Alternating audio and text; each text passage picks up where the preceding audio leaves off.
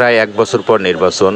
এই নির্বাচনকে সামনে রেখে সাধারণ মানুষের মধ্যে যে উৎসাহ উদ্দীপনা, আসুন জেনে নেওয়া যাক কোন সরকার ক্ষমতায় দেখতে চায় তারা।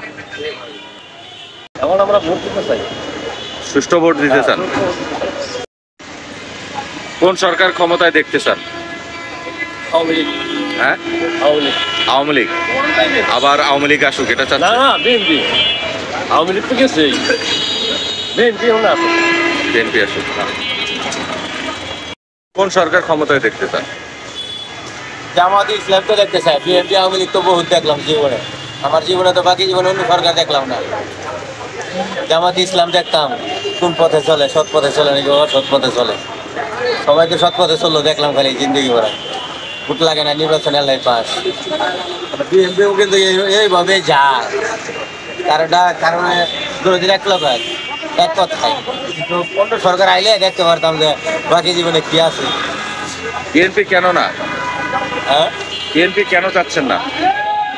বিএনপি আমি তো বললামই, এই দুটোটা বাদ দিয়া নতুন একটা আনা দরকার। আমি এই কথা বলছি, নতুন একটা সরকার হইলে দেখতে পারতাম জীবনটা কিভাবে সুন্দর যায় না অসুন্দর হয়ে যায়।